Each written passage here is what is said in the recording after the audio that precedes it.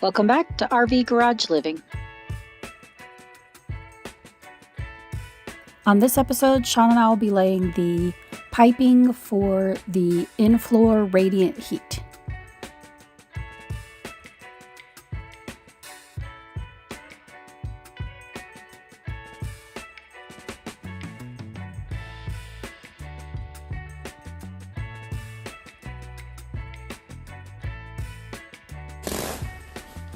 As you can see, Sean is taking the PEX pipe and feeding it through a PVC pipe. This PVC pipe is less than a foot long, and it will be the angle in which the pipe comes out of the floor into the manifold. So it takes a little bit of finagling, a little muscle to put in there to get it to where it needs to be properly located for it to come out of the concrete floor and up into the wall.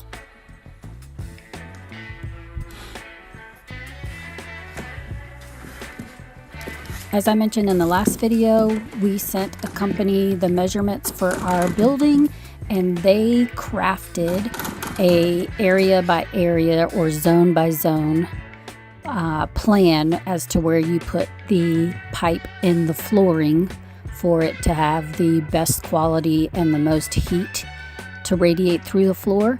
And so we're going to hang those plans on the wall, and we are going to go forth and conquer and hope that we do not wear ourselves out today.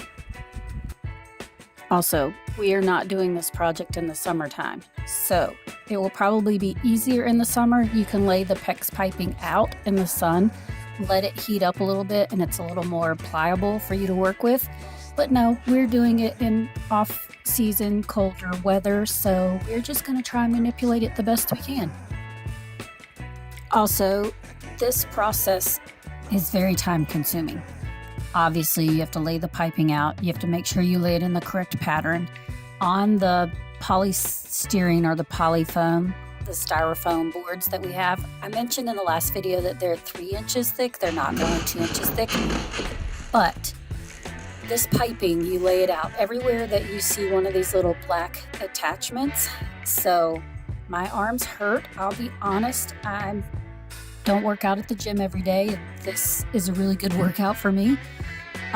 These little black things are in basically this really, I won't even say tall, maybe 3 foot tall gun. So I have to straddle over this PEX pipe, line it up, and basically inject it into the polystyrene. And I have to do it for every one of these little attachments to the PEX pipe. It attaches it to the styrofoam so that it doesn't move when you pour the concrete. So we probably over-engineered it like we do everything, but better safe than sorry. We don't want it moving before the concrete cures. So we are moving forward with this process as well.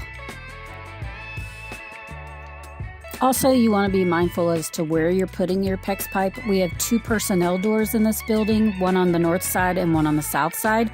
So you don't want to put it too far or too close, I should say, to the edging of your building, because you still have to make room for the frame of the door and how you're going to attach that to your flooring as well. So just be mindful.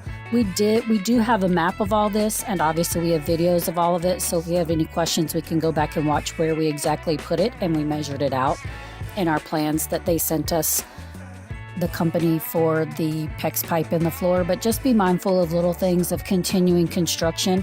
We do know that we're going to have 2 garage doors in this building and 2 personnel doors, one on the north side and one on the south side. So we were mindful as the spacing away from the doors that we did put in the PEX pipe.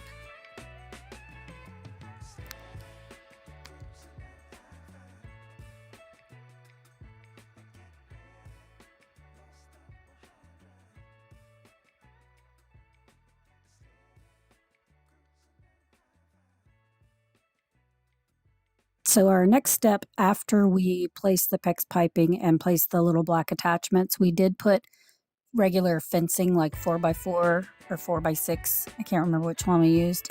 Fencing over the top of it just to give the effect of rebar when they pour the concrete.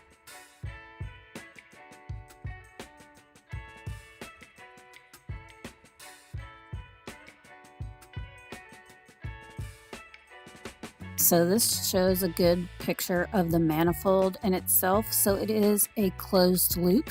So the water comes up through the floor into the manifold, and then it circulates through the PEX pipe and then back up the other side. So that it is a closed loop. You're just recycling the water. You're not constantly using water all the time.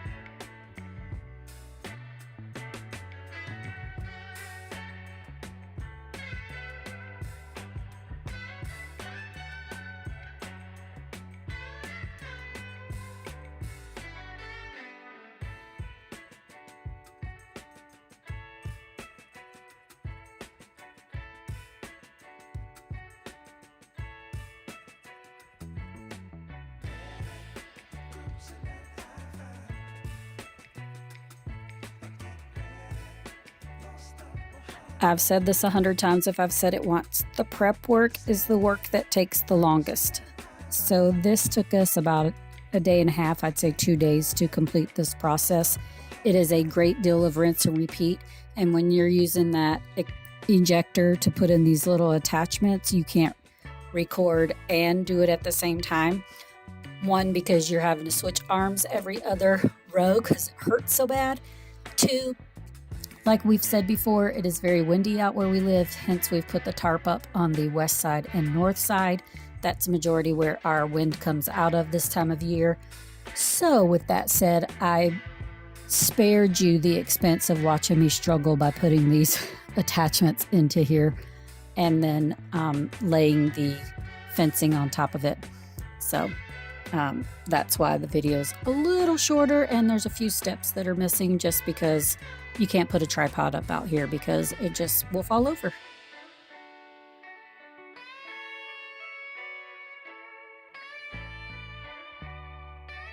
And yes, I absolutely married the right man for the job. He is a man who can do anything. And yes, actually, he did read the instructions on how to implement this process. So kudos to Sean.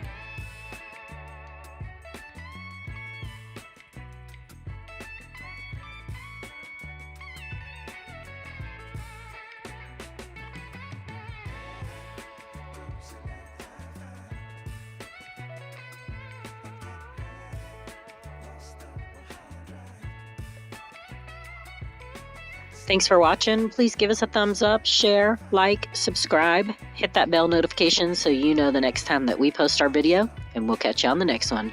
Bye.